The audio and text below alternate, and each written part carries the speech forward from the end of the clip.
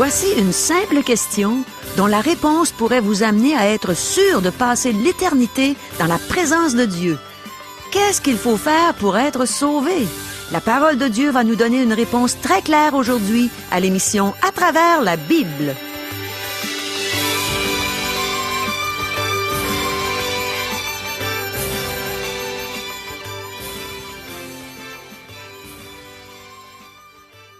Chers auditeurs, pour en savoir davantage sur le contenu de cette émission, vous pouvez contacter en tout temps Radio Espoir via Internet à www.radioespoir.ca ou par téléphone, sans frais, au 1-877-l'Espoir, 1-877-537-7647.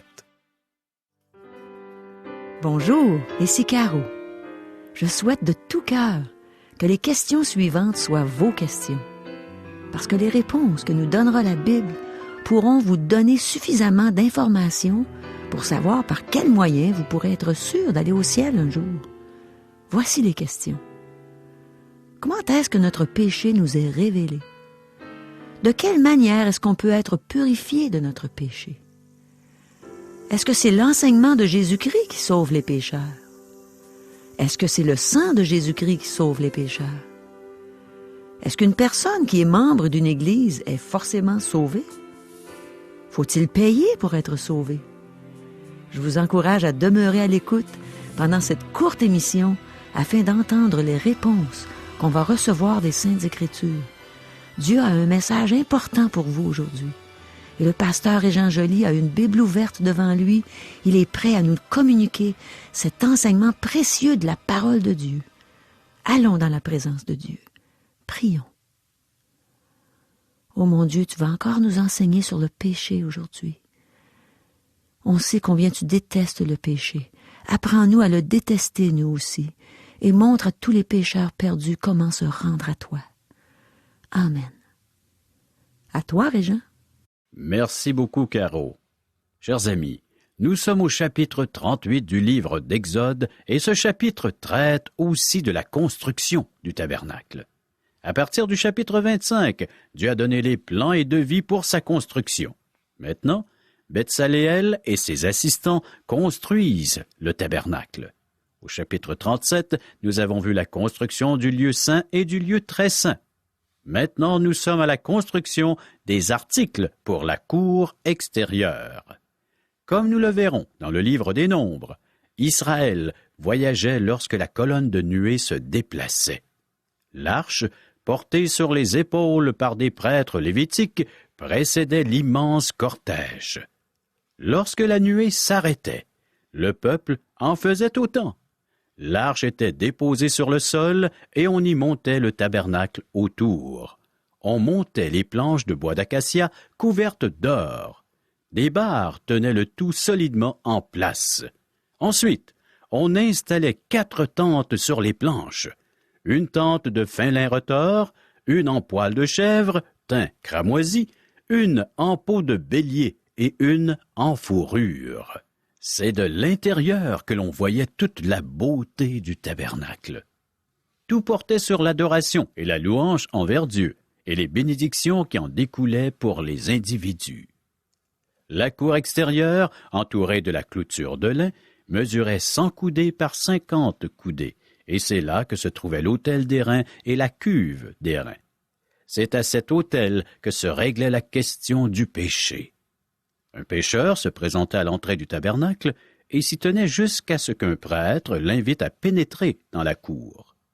Le pécheur posait sa main droite sur la tête de l'animal qu'il avait apporté en sacrifice, que ce soit un agneau, une chèvre ou un bœuf. Alors l'animal était tué et le prêtre l'offrait sur l'autel. Cette personne ne pouvait pénétrer plus loin dans le tabernacle. C'est le prêtre qui pénétrait dans le lieu saint en son nom. Le prêtre devait prendre le temps de se purifier à la cuve d'airain avant d'entrer dans le lieu saint. Dans le lieu saint, on avait placé le chandelier d'or, la table des pains de proposition et l'autel des parfums, et ces objets illustraient l'adoration et la prière. Au fond, il y avait un rideau qu'il fallait traverser pour aller dans le lieu très saint. Cependant, aucun prêtre n'osait y pénétrer. C'est là que se trouvait l'arche de l'Alliance et le propitiatoire. Seul le souverain sacrificateur pénétrait dans le lieu très saint une fois par année, au nom de la nation d'Israël. Chers amis, débutons notre lecture. Exode chapitre 38, versets 1 à 7. Il fit l'autel des holocaustes de bois d'acacia. Sa longueur était de 5 coudées et sa largeur de 5 coudées. Il était carré et sa hauteur était de 3 coudées. Il fit aux 4 coins des cornes qui sortaient de l'autel, et il le couvrit d'airain. Il fit tous les ustensiles de l'autel, les cendriers, les pelles, les bassins, les fourchettes et les brasiers. Il fit d'airain tous ces ustensiles. Il fit pour l'autel une grille d'airain, en forme de treillis, qu'il plaça au-dessous du rebord de l'autel, à partir du bas jusqu'à la moitié de la hauteur de l'autel. Il fondit 4 anneaux, qu'il mit aux 4 coins de la grille d'airain pour recevoir les barres.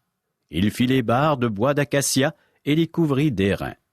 Il passait dans les anneaux, aux côtés de l'autel, les barres qui servaient à le porter. Il le fit creux, avec des planches. C'est sur cet autel que les victimes étaient sacrifiées et que le péché était jugé. C'est ici qu'un individu ou la nation venait pour se faire pardonner de ses péchés.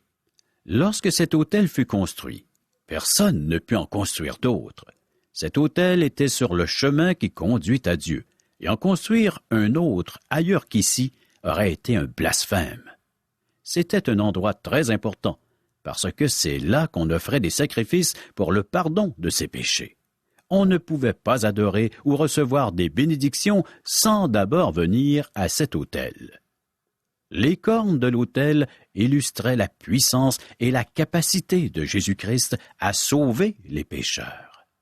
La Bible donne de nombreuses instructions pour approcher et entretenir cet autel. Pour faire le service à l'autel, il y avait des cendriers, des pelles, des bassins, des fourchettes et des brasiers. Mais l'élément à retenir au sujet de cet autel, c'est qu'il servait à offrir des sacrifices pour le pardon des péchés. Verset 8. Il fit la cuve d'airain avec sa base d'airain en employant les miroirs des femmes qui s'assemblaient à l'entrée de la tente d'assignation. Oui, chers amis, les miroirs des femmes utilisés pour fabriquer la cuve étaient faits d'airain poli. Les femmes n'ont vraiment pas changé. Elles avaient des miroirs à cette époque. Elles ont fait don de leurs miroirs qui ont servi à construire la cuve d'airain. Ces miroirs représentent la parole de Dieu. En effet, la Bible révèle aux croyants les péchés dont il a besoin d'être purifié. Elle est comme un miroir qui nous montre notre état. La cuve servait à la purification. Lorsque la parole nous montre notre péché, nous le confessons, et Christ nous pardonne et nous purifie de tout péché. C'est ce que nous pouvons lire dans 1 Jean chapitre 1er verset 9. Nous avons un aménagement semblable dans nos salles de bain.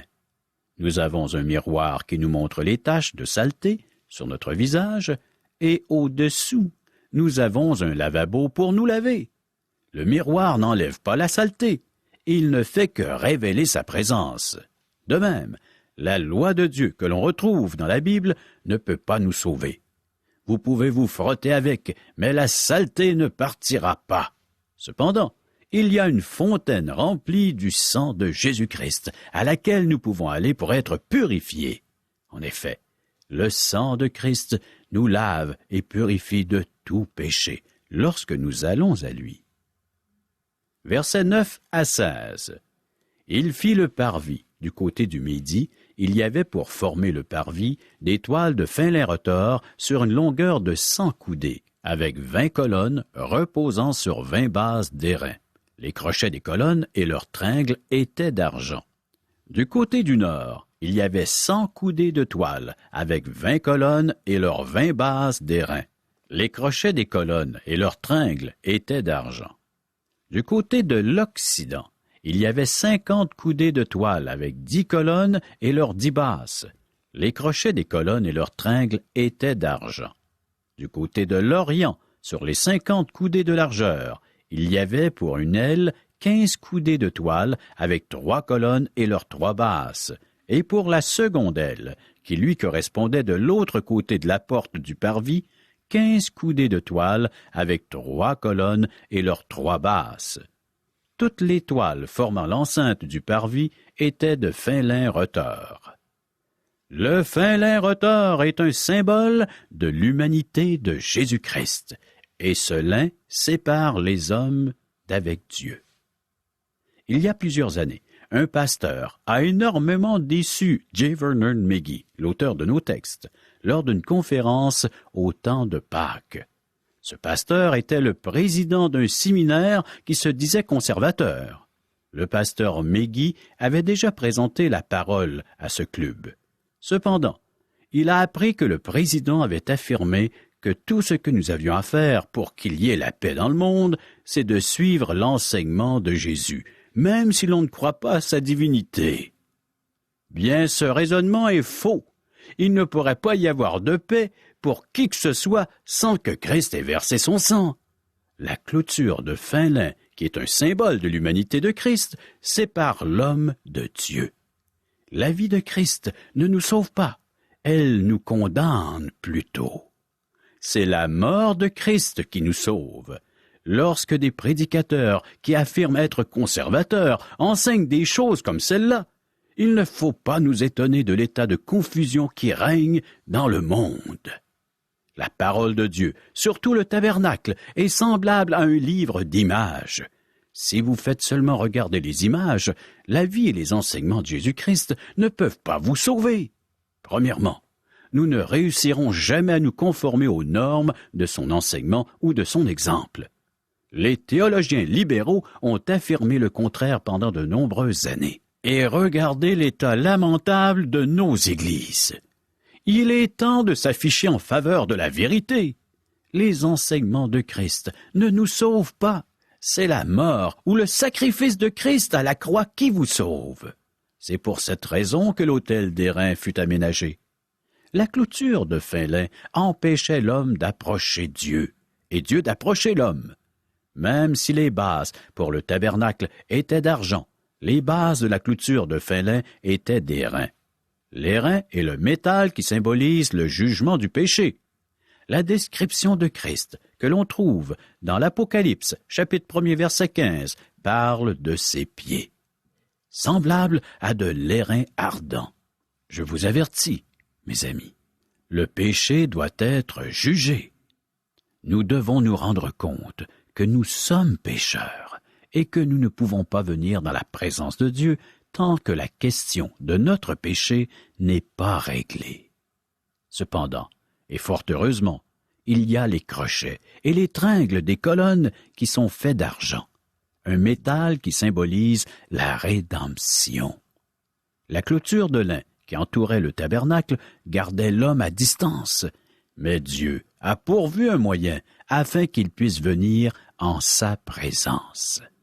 Il a trouvé un moyen de condamner le péché et pourvu un sacrifice afin qu'il puisse être racheté et revêtu de la justice de Christ.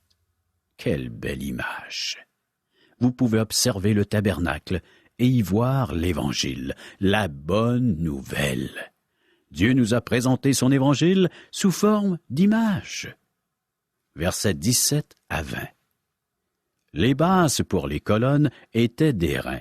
Les crochets des colonnes et leurs tringles étaient d'argent, et leurs chapiteaux étaient couverts d'argent. Toutes les colonnes du parvis étaient jointes par des tringles d'argent. Le rideau de la porte du parvis était un ouvrage de broderie en fil bleu, pourpre et cramoisi, et en fin lin retors. Il avait une longueur de 20 coudées et sa hauteur était de 5 coudées, comme la largeur des toiles du parvis. Ses 4 colonnes et leurs 4 bases étaient d'airain. Les crochets et leurs tringles étaient d'argent, et leurs chapiteaux étaient couverts d'argent. Tous les pieux de l'enceinte du tabernacle et du parvis étaient d'airain. Le tissu et ses couleurs nous parlent de la personne de Christ. Nous avons déjà vu cela, mais ça ne peut nuire de le répéter. Le bleu nous rappelle que Christ est Dieu et qu'il est venu du ciel.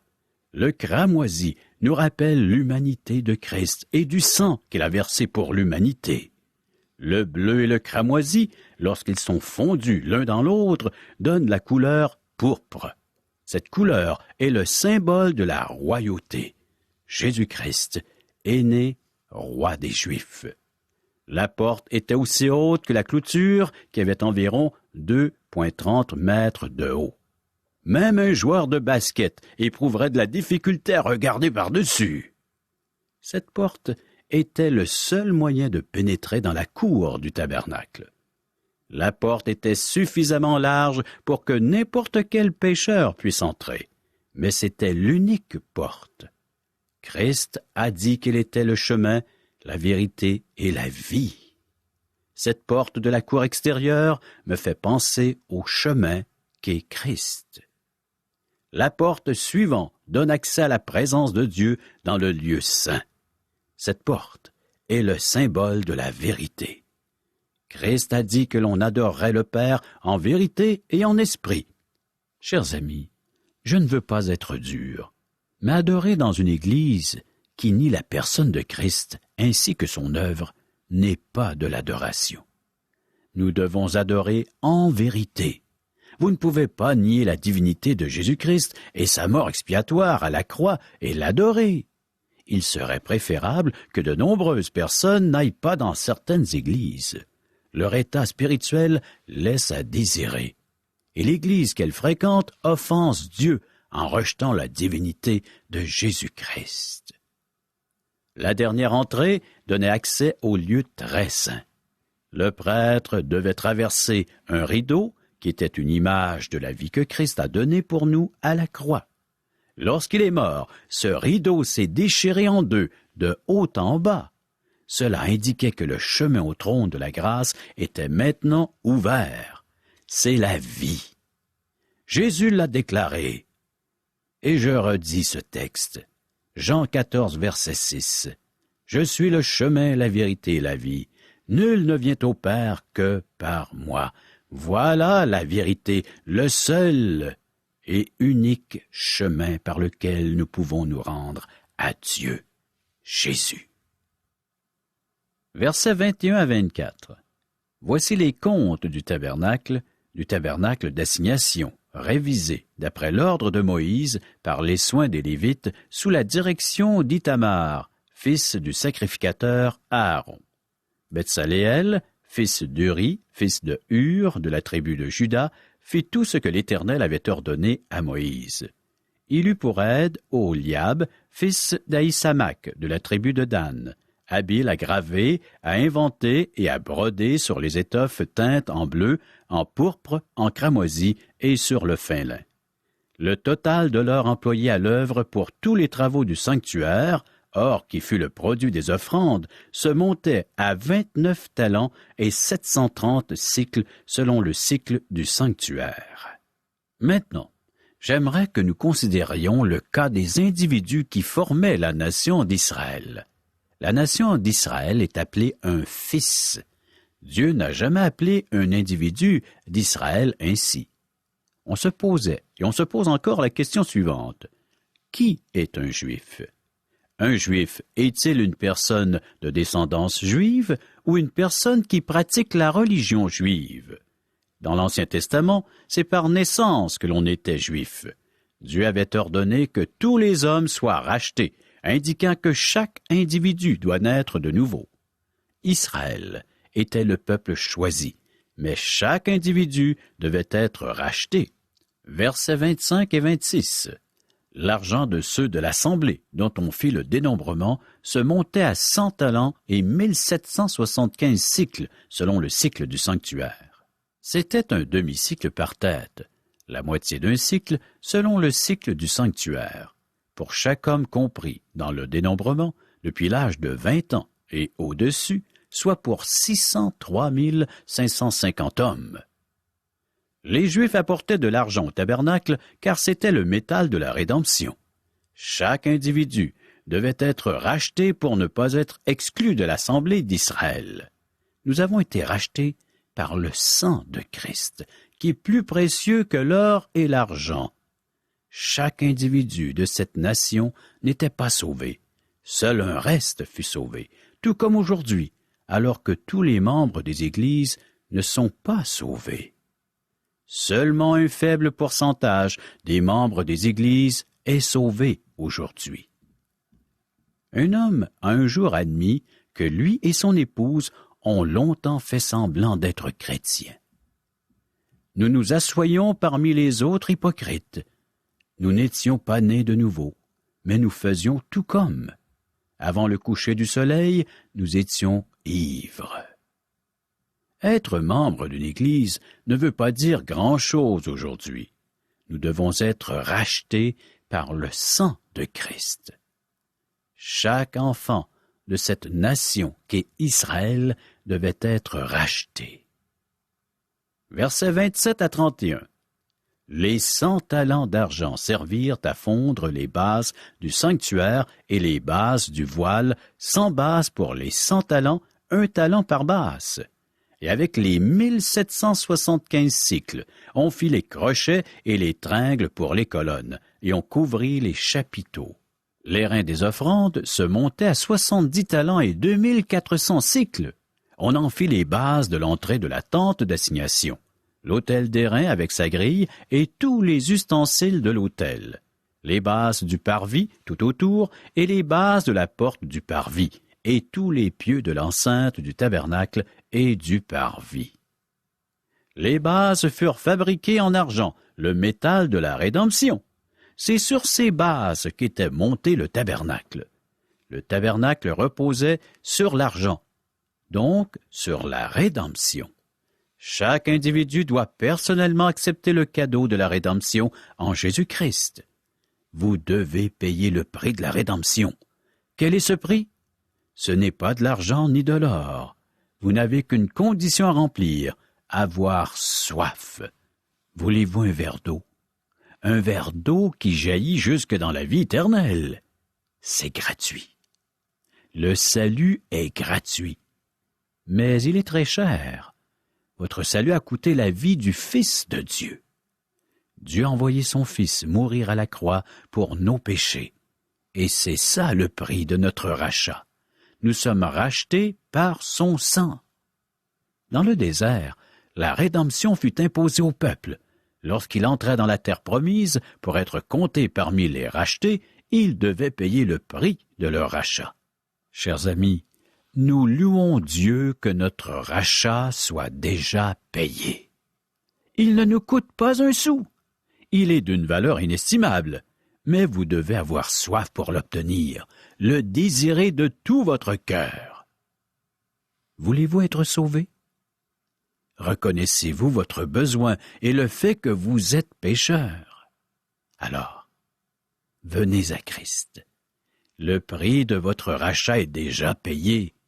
Christ a versé son sang précieux pour vous. Il vous permet de venir vers Dieu et d'être reçu en Christ. Le salut est personnel. Vous devez venir le chercher, un à un. Toi, tu dois venir à Dieu pour venir chercher le salut qui se trouve en la personne de Christ. Tu peux le faire maintenant. Tu reconnais que tu es un pécheur? Regarde à Christ, celui qui veut devenir ton sauveur et Seigneur de ton existence. Pour Dieu, toutes ces créatures sont très précieuses à ses yeux. Et ce n'est pas à coup d'or et d'argent qu'il veut vous racheter, mais par sa propre vie, en Jésus-Christ, mort à la croix pour vous. Chers amis, préparons-nous à la prochaine émission en lisant les chapitres 39 et 40 du livre d'Exode. Oh, merci beaucoup, Régent. On peut voir à quel point il est important de lire la Bible. Elle est comme un miroir qui nous montre notre état. Elle nous montre notre péché. Ensuite, il nous reste à le confesser pour que Christ nous pardonne et nous en purifie par son sang. C'est bien clair aussi, suite à l'enseignement qu'on a reçu aujourd'hui, que c'est la mort de Christ qui nous sauve et rien d'autre. Dans son amour, Jésus a été l'ultime sacrifice pour qu'on soit racheté et revêtu de sa justice. Quel bel enseignement! J'ai beaucoup aimé l'exemple de la porte du parvis, qui était le seul moyen de pénétrer dans la cour du tabernacle. Régent nous a expliqué que cette porte était une figure de Jésus qui a dit « Je suis le chemin, la vérité et la vie ». Ça me fait penser aussi que Jésus a dit quelque chose que l'on retrouve dans l'Évangile de Jean, au chapitre 10, des versets 7 à 9. Il a dit « Je suis la porte des brebis. Tous ceux qui sont venus avant moi sont des voleurs et des brigands, mais les brebis ne les ont point écoutés. Je suis la porte.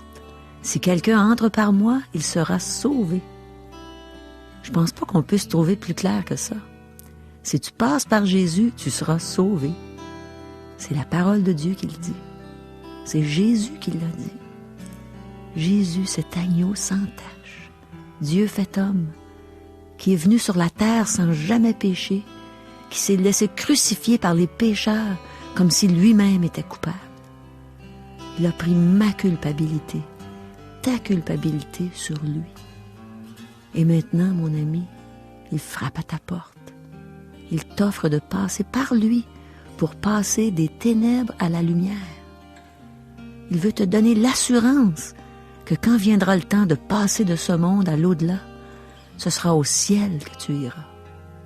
Entre par la porte. Reçois Jésus comme ton sauveur, comme ton Seigneur.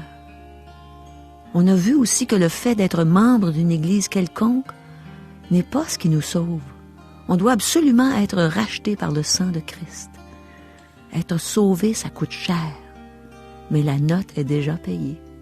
Jésus l'a payé de son sang, de sa vie, de sa mort.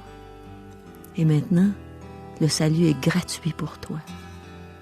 Reconnais que tu es un pécheur perdu. Perds pas de temps à chercher à travers toutes les autres portes qui pourraient se présenter devant toi. Il y a juste une porte, et c'est Jésus. Viens à lui. Viens à Jésus, ce bon berger. Il a donné sa vie pour ses brebis. Il connaît ses brebis, puis elles le connaissent. Si tu réalises que c'est à toi que ça s'adresse, c'est parce que tu as à être une brebis de Dieu, une brebis dont Jésus est le berger. Tu entends sa voix? Résiste pas à son appel. Entends-tu sa voix? Il parle à ton cœur en ce moment. Il veut te donner la vie éternelle. Demande-lui de te sauver, qu'il puisse être ton berger qui prend soin de toi. Laisse Jésus toucher ton cœur. Il n'y a pas d'autre moyen d'aller au ciel. Tu es un pécheur perdu. Il faut absolument que tu naisses de nouveau. Chers amis, les gens nous posent souvent cette question, Caro. Qui sommes-nous? Mais qui es-tu, Régent? Qui es-tu, Caro? Eh bien, je vais commencer par qui j'étais. J'étais une jeune femme qui chantait toutes sortes de chansons populaires. J'avais des succès au palmarès et ma carrière menait bon train. J'étais malheureuse, j'étais sans Dieu dans le monde. Et un jour, Dieu s'est fait connaître à moi. Et j'ai accepté Jésus comme sauveur, comme Seigneur.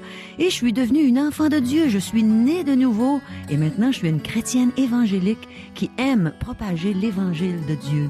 Avec toi, Régent, je passe partout au Québec pour annoncer la bonne nouvelle du salut par grâce. À tous les gens qui veulent nous entendre, à tous ceux qui veulent s'intéresser à ce que Dieu veut pour eux, à connaître son amour pour eux. Alors je vais avec toi, on va partout dans des déjeuners de l'espoir. Et ici, à Radio Espoir, pour dire aux gens, Dieu vous aime et Dieu veut vous instruire, vous faire connaître sa sainte parole. C'est merveilleux. Les gens aimeraient peut-être nous rejoindre par téléphone. 1-877-l'Espoir. 1-877-537-7647. Et on a une adresse courriel. www.radioespoir.ca ou l'adresse postale. Radio Espoir, casier postal 34 143, Charlesbourg, Québec, G1G 6P2. Chers amis, à demain. C'est un rendez-vous.